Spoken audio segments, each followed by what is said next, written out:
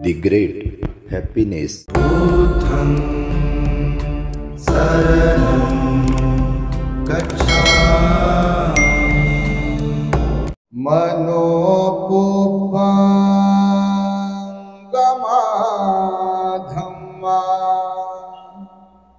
मनोसेट्ठा मनोमया मनसाचे पदुठेना भासती वा करोति वा ततो नंग दुःखमनवेति चक्कं वा वहतु पदम् मनोपुब्बंगमाधम्मा मनोसेट्ठा मनोमया मनसाचे प्रसन्नेन भासति वा करोति वा ततो नं सुखमनवेति छायाव अनपायिनी।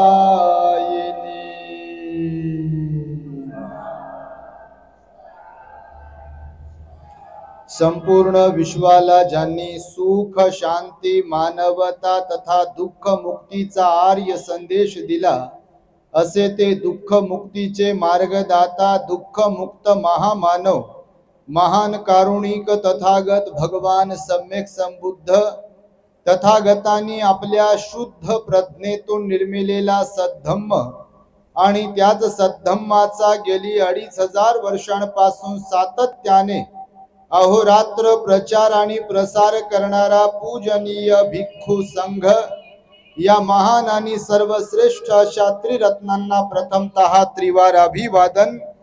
ज्यांच्या महान आणि असीम त्याग प्रभावामुळे आपल्याला जो हा अनमोल असा बुद्ध धम्म लाभला आणि ज्यांच्यामुळे आपल्याला हे एवढे मोठे वैभव प्राप्त झाले असे महान युग प्रवर्तक भारतीय राज्यघटनेचे शिल्पकार परमपूज्य बोधिसत्व डॉक्टर बाबासाहेब आंबेडकर या महामानवाच्या महान अशा धम्मक्रांतीमध्ये संपूर्ण जीवनाला समर्पित करून आज या मंगलमय दिनी नागांच्या नागभूमीत अर्थात नागपुरातील उदयनगरातील या परिसरामध्ये वास्तव्य करणारे श्रद्धावंत धम्म उपासक उपासिका वंदनाताई दिलीप भगत आणि त्यांचे सुपुत्र अभिषेक भगत यांनी आपल्या स्वकष्टातून मेहनतीतून जिद्दीतून प्रयत्नांमधून निर्माण केलेल्या कार डेकोर या शॉपचा उद्घाटन समारंभ आणि त्या निमित्ताने परित्राण बुद्ध पूजा मंगल मैत्री आणि भिक्खू संघाची जाहीर धम्मदेसना इथे आयोजित करण्यात आलेली आहे। तेव्हा या कार्यक्रमासाठी माझ्या समवेत उपस्थित असलेले प्युरिटी ऑफ माइंड या यूट्यूब चॅनलचे संचालक पूजनीय भिक्खू धम्मबोधीजी थेरो, सर्च रिसर्च या यूट्यूब चॅनलचे संचालक पूजनीय भिक्खू यन धम्मानंदजी थेरो, धम्मोदय या यूट्यूब चॅनलचे संचालक पूजनीय भिक्खू रत्नदीप जी थेरो, संपूर्ण भगत परिवार त्यांचे आप्तेष्ट नातेवाईक पाहुणे मंडळी या कार्यक्रमाला उपस्थित असलेले आपण श्रद्धावंत उपासक उपासिका बालक तथा बालिकांनो, तद्वतच दी ग्रेट हॅपीनेस या आपल्या यूट्यूब चॅनलचे सर्वच दर्शक, सर्वप्रथम तुम्हा सर्वांच्या प्रती मंगल मैत्री सद्भावना व्यक्त करतो आणि आपणा सर्वांच्या दुःख मुक्ती करिता तथागत भगवान बुद्धांद्वारा शिकविलेल्या धम्मोपदेशास प्रारंभ करतो। आपण सर्वांनी शांत एकाग्र आणि श्रद्धायुक्त चित्ताद्वारे या अनमोल बुद्धवाणीला आपल्या हित सुखाकरिता श्रवण करावे, ग्रहण करावे। आणि बऱ्याच दिवसांच्या प्रतीक्षेनंतर पुन्हा एकदा आम्ही नागपुरात आलेलो आहोत। अभिषेकचं निमंत्रण आहे भगत परिवाराचं निमंत्रण आहे, आमच्याकडून तारीख त्यांनी प्राप्त केली आणि आमचा भिक्षू संघ इथे उपस्थित राहिला। सकाळपासून हा कार्यक्रम सुरू आहे, आपण इथे मोठ्या संख्येने उपस्थित आहात। तेव्हा एका नव्या जीवनातील नव्या एका आयामाला अभिषेक प्रारंभ करतो आहे, तेव्हा आपण सर्वांनी त्याचं अभिनंदन आणि शुभेच्छा म्हणून प्रचंड टाळ्यांच्या गजरांमध्ये त्याच्यासाठी आपण शुभेच्छा द्याव्या। भगवान बुद्धांनी सांगितल्यानुसार मानवी जीवनाला सुखकर बनविण्यासाठी आध्यात्मिक जीवनाची तर आवश्यकता असतेच, परंतु त्याचबरोबर पोटाची खळगी भरण्यासाठी, कुटुंबाचा उदरनिर्वाह करण्यासाठी, 2चे 4 4चे 8 म्हणजे 5चे 50 करण्यासाठी आणि वेल मांडवाला घेऊन जाण्यासाठी व्यवसाय, कामधंदा, पैसे कमावणे, धन कमावणे हेही तेवढंच महत्त्वाचं आहे। आणि त्यामुळे भगवान बुद्धांनी जो आर्य अष्टांगिक मार्ग सांगितला त्यामध्ये एक सम्यक आजीविका म्हणून मार्ग आहे। बघा, तुम्ही बुद्ध धम्माचे गाढे अभ्यासक आहात बापा, तुमच्यासारखं तर कोणी नाही, तुम्ही नागपूरकर आहात आणि त्यामुळे मीही अभिषेकला शुभेच्छा देतो। खरं तर कालच छत्रपती शिवाजी महाराजांचा राज्याभिषेक झाला आणि आपल्या अभिषेकचं पण नाव अभिषेक आहे। छत्रपती शिवाजी महाराज राजगादीवर बसण्यासाठी, सिंहासनावरती बसण्यासाठी त्या काळातील प्रथेनुसार त्यांना एक धार्मिक संस्कार करून राजगादीवरती बसविल्या जाते। त्याचा जो विधी असतो त्याला राज्याभिषेक म्हटलेला आहे। आणि मानवी जीवनामध्ये सुद्धा एक प्रकारे आपण 4 पैसे कमविण्यासाठीचा व्यवसाय जेव्हा सुरू करतो तेव्हा सुद्धा जीवनातला हा एक राज्याभिषेकच म्हणावा लागेल, कारण जबाबदारीचं जीवन आहे आणि त्यामुळे केवळ आपल्या माता पित्याने कमविलेल्याच धनदौलतीवरती आपण यापन न करता आपणही मेहनत करावी, आपणही जिद्द ठेवावी, आपणही कष्ट करावे। नाहीतर माता पित्यांच्याच भरोश्यावर जीवन जगणारे भरपूर आम्ही मुलं पाहतो। अभिषेक तसे नाही, परंतु लय मुलं पाहतो, कुणाला नाव ठेवत नाही बापा, तुमच्या तर मुलांना बिलकुलच नाही, तुम्हालाही नाही, पण मुलं पाहिलेत। आता सकाळी वर्धेवरून एक वरुडवरून फोन आला होता एका मुलाचा, आपल्या भंतेजी म्हणे तुमच्याकडे यायचं आहे, कायमची दीक्षा घ्यायची आहे। आमचे भगत साहेब ताई नेहमी औरंगाबादला येतात, आपल्या मॉन्युस्ट्रीला थांबतात, तिथे सेवा पण देतात। आता ही 14 तारखेला आले होते चोखांद्रताई आणि परिवार पूर्ण येत राहतात। औरंगाबादच्या आमच्या मूलताई पण आल्या होत्या, त्याही इथे उपस्थित आहेत। तर त्या मुलाने फोन केला, मला कायमची दीक्षा घ्यायची आहे। मी त्याला सगळं त्याची बायोडाटा विचारत होतो आणि मग पाठवायला सांगितलं। तर त्याला बोलता बोलता मी म्हणालो की तुला कुठलं व्यसन आहे का? तर ते म्हणे भंतेजी आता दीक्षा घ्यायचीच आहे आणि तुम्ही विचारताय तर तुम्हाला खरं सांगायला हरकत नाही। मी म्हटलं बाबा खरंच सांग, खोटं नको सांगू, भंतेजी बनायचं आहे तर म्हणे मला एक सवय आहे म्हणे, व्यसन आहे। मी म्हटलं कुठलं? खर्रा खातो म्हणे। मी म्हटलं खर्रा म्हणजे काय? तर ते म्हणे आमच्याकडे खातात म्हणे, ते गुटख्याचा एक पदार्थ आहे म्हणे, तर ते खातात म्हणे। तुमच्याकडे लय खात असतील बाबा, तुम्ही नाही पण खातात ते। खर्रा काही तंबाखूचा प्रकार असते म्हणे, तोंडात धरतात आणि थुकत राहतात। भयंकर लोक कुठे कुठे त्यांच्या जवळ उभं नाही राहावं वाटत, एवढे घाण त्यांचे तोंड ते काय काय असते। आणि त्यामुळे असे मुलं वाह्यात गेलेले आहेत बघा कितीतरी। केस वाढवतील, काय काय दारू पितील, तंबाखू खातील, खर्रा खातील, मावा खातील, गुटखा खातील आणि स्वतःचंही जीवन बर्बाद करतात। माता पिता सुद्धा एकदम परेशान असतात, वैतागून जातात, त्याला सुधरवू सुधरवू सुधरवू सुधरवू, पण काही काही आहे ते सुधरायचं नावच घेत नाहीत। ते स्वतः बिघडतात आणि घरादाराला बिघडवतात। त्यांच्यापैकी आपला अभिषेक बिलकुल नाही, तो परिवर्तनवादी आहे, धार्मिक आहे, श्रद्धावान आहे, सिलवान आहे। त्यामुळे आता नवरदेव होणार आहे। तर नवरदेव होण्यासाठी पण शुभेच्छाच, आशीर्वादच आहे। एवढं मोठं सुंदर असं हे दुकान सुरू करताय, आता बायको पण चांगली सुंदर भेटेल। सुंदर म्हणजे काय बाबा? सुंदर म्हणजे चेहरा आणि शरीर यष्टी कशी असून चालत नाही, म्हणजे कितीही सुंदर असून त्याला जास्त अर्थ नाही। भगवान बुद्ध म्हणाले मनाने सुंदर असणारी माणसं जर असतील तर तेच आपली आपला सर्वांगीण विकास करू शकतात, मग ते मुलगा असो की मुलगी असो, आणि त्यामुळे तुम्हाला पत्नी म्हणून चांगलीच भेटेल, त्याच्यात काही विषय नाही. पण सांगतोय वेळ कमी आहे त्याच्यामुळे सम्यक आजीविका भगवंताने शिकवली आहे. तुम्ही बुद्ध धम्माचा अभ्यास करत असाल तर अष्टांग मार्गामध्ये एक मार्ग कुठला सांगितला? सम्यक आजीविका.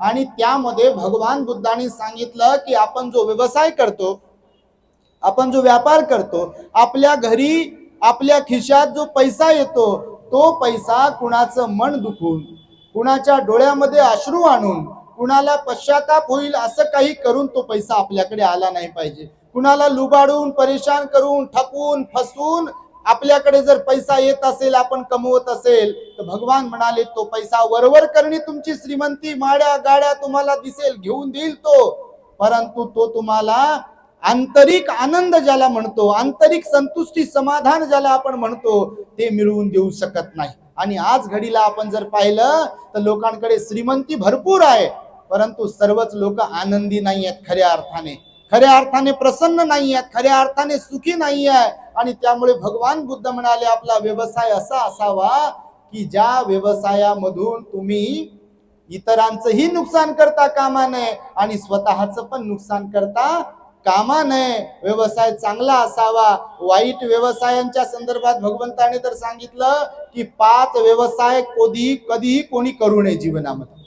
सर्व जाती धर्माच्या लोकांसाठी भगवंताचे उपदेश असायचे, व्यावसायिक असावं, बिलकुल व्यावसायिक बनलो पाहिजे आपण, पण व्यवसाय करत असताना कोणत्या व्यवसायाची निवड करतोय हे पण तेवढंच महत्वाचं आहे. पैसा कमावणे अत्यंत गरजेचं आहे, पण तो पैसा कसा कमावतोय हेही तेवढंच अधिक महत्वाचं आहे. म्हणून भगवंताने बघा निर्वाणाला घेऊन जाणारा जो आर्य अष्टांगिक मार्ग सांगितला, ज्याला मध्यम मार्ग म्हटलेला आहे, त्या मध्यम मार्गामध्ये सम्यक आजीविका सांगितली. आणि सम्यक आजीविका शिकवत असताना भगवंताने अगोदरच सांगितलं की 5 प्रकारचे व्यवसाय तुम्ही करता कामा नये. तुम्हाला तुमचा पैसा मुलाबाळांसाठी हवा असतो, तुम्हाला तुमचा पैसा तुम्हीच परिवार कुटुंब सुखी बनविण्यासाठी हवा असतो, परंतु दुसऱ्याचं सुख छिनून किंवा दुसऱ्याच्या डोळ्यांमध्ये अश्रू आणून किंवा दुसऱ्याला बर्बाद करून तो जो पैसा तुमच्याकडे येत असेल, तर तो दैसी करणी वैसी भरणी या कर्म सिद्धांतानुसार भगवंताने सांगितलेल्या आज नाही तो कल, म्हणजे आज नाही तर उद्या, उद्या नाही तर परवा, एक दिवस तशीच वेळ आपल्यावरही येऊ शकते. तुम्ही निजाम तुम्हाला माहित असेल, मोगल तुम्हाला माहित असतील, किंवा तेव्हा काळातले राजे लोक तुम्हाला माहित असेल, हिटलर तुम्हाला माहित असेल, या लोकांनी लोकांना लुबाडून, त्रास देऊन, मारझोड करून, परेशान करून खूप काय काय कमवलं, परंतु शेवटी त्यांचा जो मृत्यू आहे तो फार भयंकर झालेला आहे, तुम्ही जर त्यांची बायोग्राफी वाचली तर. आणि त्यामुळेच भगवान बुद्धांनी राजे लोकांना सुद्धा, सत्ताधारी असणाऱ्या लोकांना सुद्धा आणि सर्वसामान्य लोकांना सुद्धा सम्यक आजीविकेचं महत्व समजून सांगताना भगवान म्हणाले 5 प्रकारचे व्यवसाय तुम्ही कधी करू नका, त्याला सोडून जे इतर व्यवसाय असतील ते मात्र तुम्ही केले पाहिजे. तर कोणते 5 व्यवसाय करू नये सांगितलं माहिती आहे तुम्हाला? तसं तर आपल्या दी ग्रेट हॅपीनेस वरती विशेष प्रवचन आहे या संदर्भातील, आणि नक्कीच अभिषेकने ते ऐकलं असेल, श्रवण केलं असेल, आपणही ऐकलं असेल. पण व्यवसायाला प्रारंभ आपण करताय भगत परिवार म्हणून ती मी पुन्हा उजळणी त्याची करतोय. तर पहिला व्यवसाय शॉर्ट मध्ये सांगतो, पहिला व्यवसाय करू नये म्हणून भगवंताने सांगितला तो म्हणजे शस्त्रांचा. शस्त्र, चाकू, बंदूक, बारूद, गोळा, बॉम्ब, जे काही असतं असं शस्त्र वगैरे, त्या शस्त्रांचा कधीही कुणीही मनुष्य म्हणून वापर करता कामा नये, त्याचा निषेध केला या व्यवसायाचा. कोणत्या? शस्त्रांच्या व्यापारापासून अलिप्त राहावे हे भगवंताने शिकवलं. दुसरा व्यापार करू नये म्हणून सांगत असताना भगवान बुद्ध म्हणाले पशु प्राणी विक्रीचा व्यापार तुम्ही करता कामा नये. आता बघा पशु पक्षी, आज तर काय कुठला सण आहे, आज एक सण आहे बघा, तर ते हजारो रुपये त्याची किंमत असते म्हणतात त्या प्राण्याची, त्याला कापल्या जाते. आता त्यांची आपण निंदा करत नाही, ज्याच्या त्याच्या धर्माच्या परंपरा वेगवेगळ्या आहेत आणि ते लोक करतात, तो विषय वेगळा. पण सांगतोय तुम्हाला की त्याला विकत घेतल्या जाते आणि विकत घेऊन त्याला कापल्या जाते, मारल्या जाते. भगवान बुद्धांनी सुद्धा सांगितलं की मनुष्याने कधीही पशु पक्षी प्राण्यांच्या विक्रीचा व्यवसाय करता कामा नये. हा दुसरा व्यवसाय न करण्याचा उपदेश केला. तिसरा व्यवसाय सांगितला मांस विक्रीचा व्यवसाय करता कामा नये. मांस विक्री लोक करतात बघा, सहज एखाद्या प्राण्याला सहज मारतात बघा. आपण जर रक्त पाहिलं, आता बघा परवाला आपल्या भंतेजींचे ऍक्सिडेंट झाले, तुम्ही बघितलं असेल सोशल मीडियावरती, आपल्या व्हॉट्सअपला फेसबुकला बघितलं असेल तर बघा, तिकडे जालना साईडला आपल्या भंतेजींचा आणि भारतीय बौद्ध महासभा समता सैनिक दलाच्या काही पदाधिकाऱ्यांचा ऍक्सिडेंट झाला. जबरदस्त बोलेरो गाडी होती त्यांची, ते मरता मरता वाचले बघा. एवढं जबरदस्त त्यांना लागलं इथे डोक्याला, भोयेच्या वरती, आणि पूर्ण चिरलं एकदम रक्तबंबा. त्या दिवशी घाटीमध्ये त्यांना गेलो आम्ही, तिथे तर बघत होतो तर असे कपडे चिवर वगैरे, आणि इतरही लोकांचा जे ऍक्सिडेंट होऊन लोक आलेले, अपघात विभागामध्ये लोक होते, आणि एवढं रक्त कुठे कुठे सांडलं. डोळ्यातून रक्त येते, कुणाच्या कानातून रक्त येते, कुणाला ते पट्टी चेंज करतात त्यांची, तर ते बदलताना ते लिक्विड वगैरे वापरत असतील, औषध वगैरे, ते एवढा आरडा ओरड, रडणं, किंकाळणं, हॉस्पिटलमध्ये जाताना आणि बाहेर येताना पण स्ट्रेचरवरती कितीतरी मुर्दे बाहेर चालले होते, एकदम कोणी कोणी डोळे विस्फारून मरत होतं. तर हे काय काय, तर भगवान बुद्धांनी सांगितलं बघा, काही काही लोकांना मारण्यासाठी काहीच वाटत नाही. आताही सकाळी मी स्क्रोल करत असताना युट्यूबवरती व्हिडिओ पाहत होतो, तिकडे सांगलीकडे घटना घडली. न्यूज चॅनलवरती बघत होतो मी, एका सांगलीकडे एक घटना घडली. एका शेतीवरून वाद झाला, कालचीच काहीतरी घटना आहे. शेतीवरून वाद झाला आणि ते राजकीय लोक होते, त्यांनी शेती घेतली होती, त्याच्यावरून वाद झाला. तर पाठीमागून येऊन जमावामधून एका माणसाने कुऱ्हाडीनं त्या माणसाच्या डोक्यात पाठीमागून कुऱ्हाड घातली, आणि त्या डोक्याचे 2 घाव झाले जागेवरती. रक्ताच्या थारोळ्यामध्ये माणूस गतप्राण झाला, तडफडत तडफडत मरत होता बघा. त्याचा व्हिडिओ बनवलेला आहे. भगवान म्हणाले, काही लोकांना कुणाला मारण्यासाठी काही वाटत नाही, काही लोकांना कुणाला लांछन लावायला काही वाटत नाही, कुणाला बदनाम करायला काही वाटत नाही, काही लोकांना कुणाला त्रास द्यायला, परेशानी करायला, कुणाचं रक्त काढायला काही वाटत नाही. असे एकदम काय म्हणू त्याला, क्रोधी लोक असतात, घृणास्पद कर्म करणारे लोक असतात, आणि त्यामुळे त्याचं कर्मही तसंच मिळते बघा. गरु कर्म सुद्धा सांगितलं भगवंताने. म्हणून सांगितलं की मांस विक्रीचा व्यवसाय करता कामा नये. पहिला कोणता सांगितला, शस्त्रांचा व्यापार करता कामा नये. दुसरा सांगितला पशु पक्ष्यांचा, प्राणी विक्रीचा व्यापार करता कामा नये. तिसरा सांगितला मांस विक्रीचा व्यापार करता कामा नये. आणि चौथा सांगितला भगवंताने दारू, गांजा, बिडी, तंबाखू हे जे लोक खातात पितात ना, त्याचाही व्यापार करता कामा नये. का म्हणून तुम्ही विचाराल हे सगळे, तर त्याचंही विश्लेषण दिलेलं आहे, का करू नये. आता हे ते चौथं तुम्हाला सांगत आहे की दारू, गांजा, बिडी, तंबाखूचा व्यवसाय करू नका. भगवंताने का सांगितलं असेल, तर तुमच्याकडे जर कॅन्सर हॉस्पिटल असेल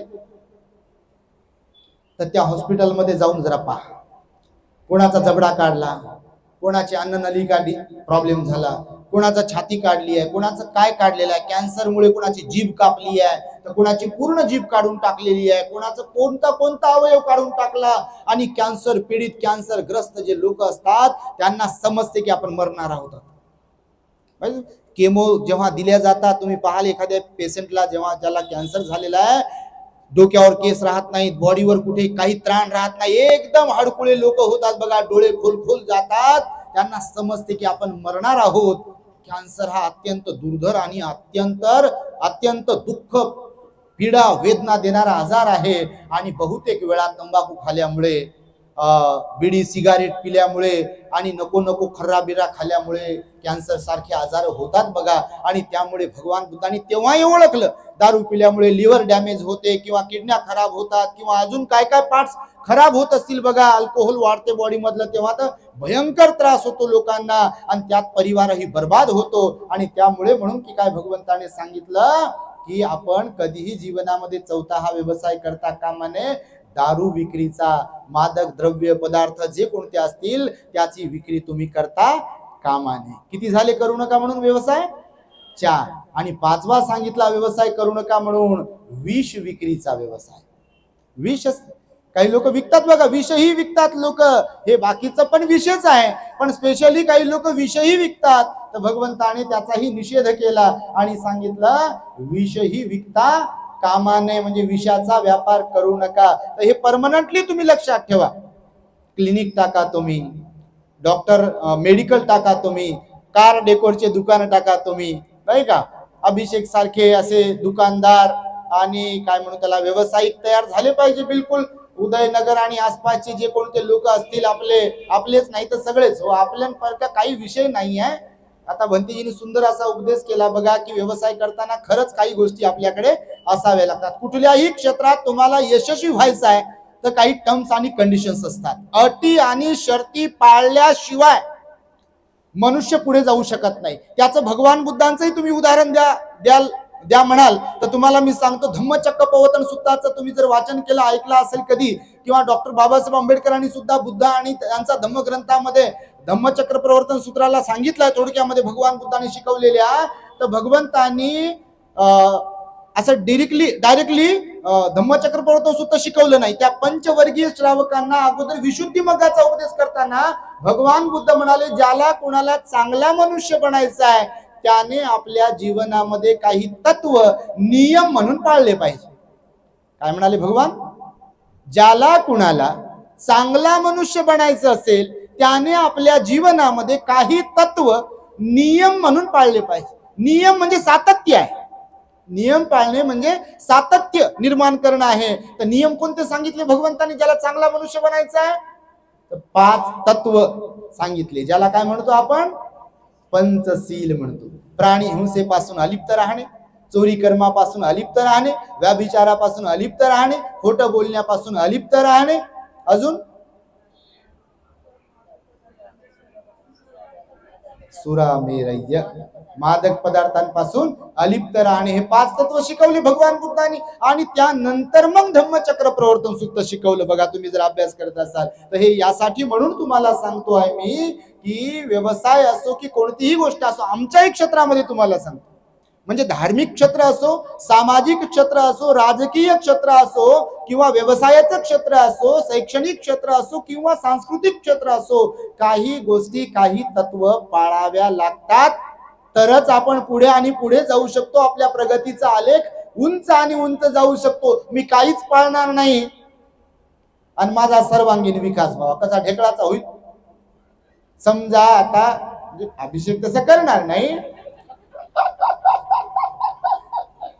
पण काही लोकांची गोष्ट आता आम्ही पाहतो, जर व्यवसाय करताय, तुमच्याकडे पैसा येत आहे, आलेला पैसा दिवसभर दुकानात बसायचं, पैसा आला खिशात भरायचा, बॅग मध्ये भरायचा आणि दारूच्या दुकानात जर गेले, कोणाची गोष्ट बघा तुम्हाला सांगतो, प्रगती होईल की अधोगती होईल? अधोगती होईल. बसले तिथं काय दारू पीत बसले, तुम्ही पुड्या खात बसले, तुम्ही ते सिगारेट पीत बसले, गुटखा खात बसले, तर प्रगती होईल की अधोगती? अधोगती होते बघा. आणि त्यामुळे आपण काही अटी आणि शर्ती पाळल्या पाहिजे. काही लोकांकडे, जे लोक पारंपरिक व्यवसाय करतात त्यांच्याकडून बऱ्याच गोष्टी शिकण्यासारख्या असतात बघा. काही लोक पारंपरिक अनेक वर्षांपासून पिढ्यानपिढ्या ज्यांच्याकडे व्यवसाय आहे, व्यापार आहे, हे वाणिज्य सूत्रामध्ये भगवंताने सांगितलं. आता मी जे तुम्हाला सांगितलं ना की 5 प्रकारचे व्यवसाय करू नये म्हणून कोणते सांगितले, हे वाणिज्य सूत्र आहे अंगुत्तर निकायामध्ये, त्याच्यात भगवंताने सांगितलं आहे की हे करू नये. तर काही लोकांकडून शिकण्यासारख्या गोष्टी असतात बघा. एखादं काही त्यांच्याकडून खरेदी करायचे, ग्राहक जर गेला, तुम्ही मार्केटमध्ये जेव्हा कधी जाता बघा, काही लोक असे बोलतात, तुम्ही जर म्हटले नाही हो खूप महाग आहे, नाही तुम्ही सांगा कितीला घेता, नाही का, तर या बसा, चहा वगैरे घेता का, कसं काय चाललंय, हे बघा. हे मी नेहमी सांगतो प्रवचनातून रिपीट करू, जगाला जिंकायचं असेल तर आपल्या भगवंताचं जर उदाहरण द्यायचं तर भगवंताकडे काय होतं? जगाला जिंकले की नाही भगवान बुद्धांनी? भगवान आपले जाऊन 2500 वर्ष होऊन गेले की नाही? पण आज भगवंताच्या काळात भगवंताला जेवढे लोक ओळखत होते त्यापेक्षा कितीतरी पटीनं, लाखो कोट्यावधी पटीनं जास्त लोक आज भगवंताला पूजतात, मानतात. तुमच्या माहितीसाठी फक्त भारतातच नव्हे तर जगभरामध्ये भगवान बुद्धांचे फॉलोअर्स आहेत की नाही? सर्वाधिक फॉलोअर्स या जगामध्ये जर कोणाचे असतील तर ते कोणाचे आहेत? आणि कशामुळे जिंकलंय भगवंताने हे सगळ्या जगाला? नहीं वेरे नवेरानी सम्मंती धकुदाचनं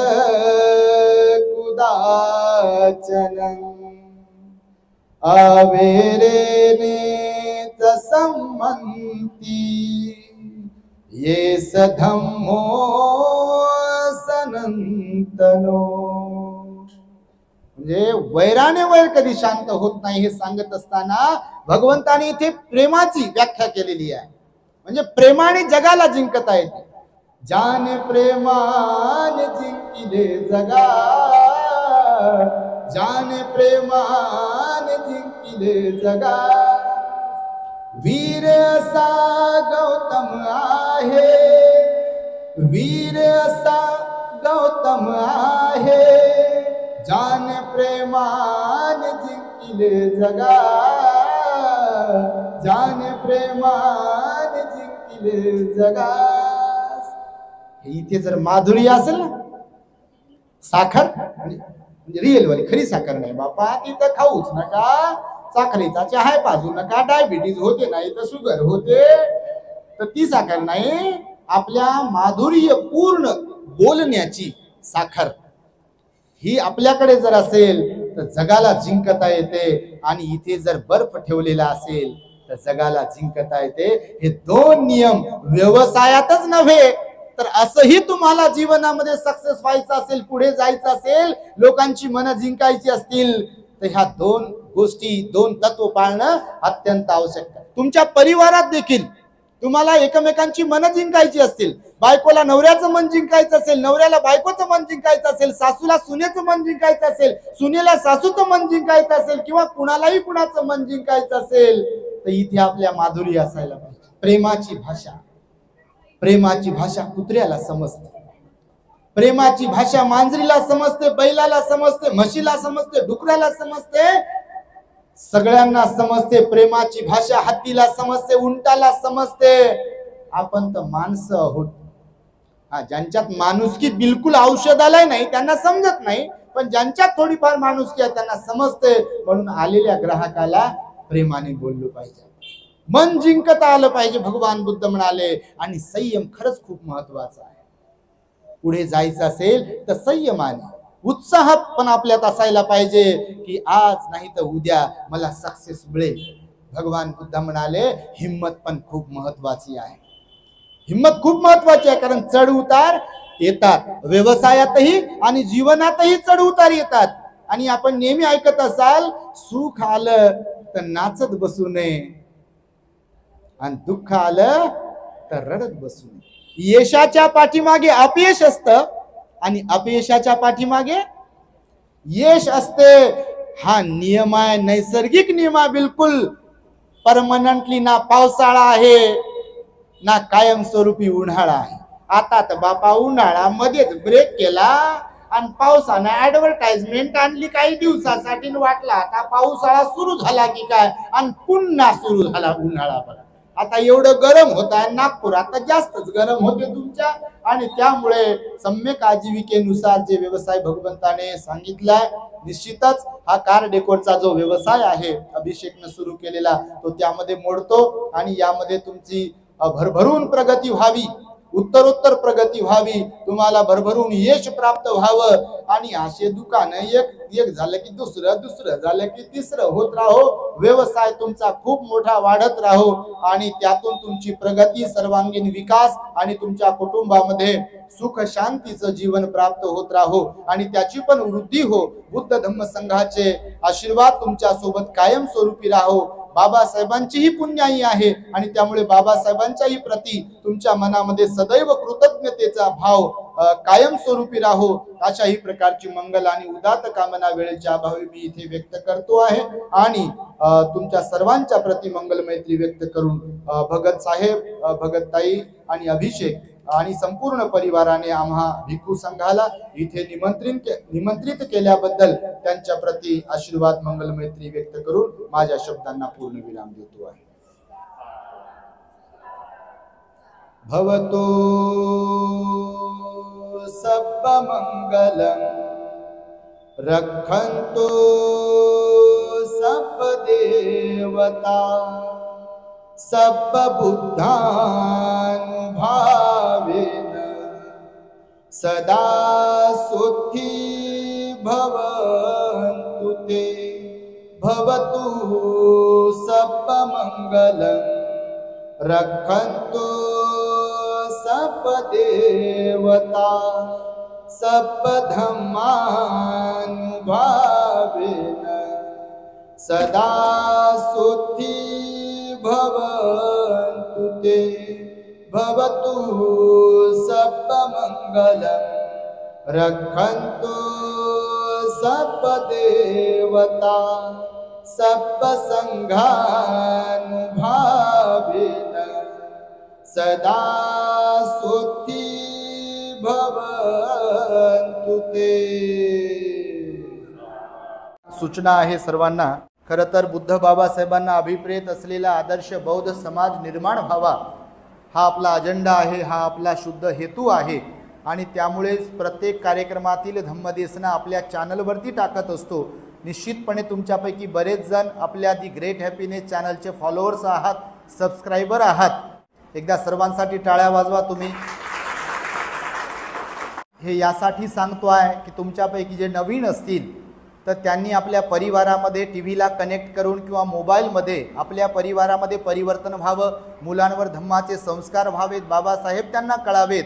ही इच्छा ज्यांची कुणाची असेल किंवा घरामध्ये विस्कटलेली घडी ज्यांच्या कुणाची असेल आणि त्यांना वाटत असेल की ती घडी नीट व्हावी, घरामध्ये धम्ममय वातावरण खरंच निर्माण व्हावं, तर त्यांच्यासाठी उपयुक्त असलेलं आपलं दी ग्रेट हॅपीनेस चॅनल आहे। तर आपल्या चॅनलला तुमच्याकडे मोबाईल आहे, टीव्हीवरील किंवा मोबाईलवरील किंवा यूट्यूबवरील नको नको ते डोकं खराब करणाऱ्या मालिका, सिरियल, चित्रपट पाहण्यापेक्षा आणि मुलांनाही त्या माध्यमातून बिघडवण्यापेक्षा बुद्ध बाबासाहेबांना अभिप्रेत असलेले अनेक विषयांवरील प्रवचन आपल्या चॅनलवरती असतात। तर म्हणून मोबाईलमध्ये जाऊन यूट्यूबला आपल्या दी ग्रेट हॅपीनेसला तुम्ही सबस्क्राईब करावे, इतरांनाही सबस्क्राईब करण्यासाठी सांगावे आणि जी प्रवचनं असतात ती आपल्या नातेवाईक, आप्तेष्ट आणि व्हॉट्सअप ग्रुपवरील जेवढी लोक असतात त्यांना शेअर करत राहावीत, लाईक करावीत आणि कॉमेंट्स करत राहाव्यात, जेणेकरून बुद्ध धम्माचा प्रचार आणि प्रसार होईल। The great happiness. शरणं गच्छामि।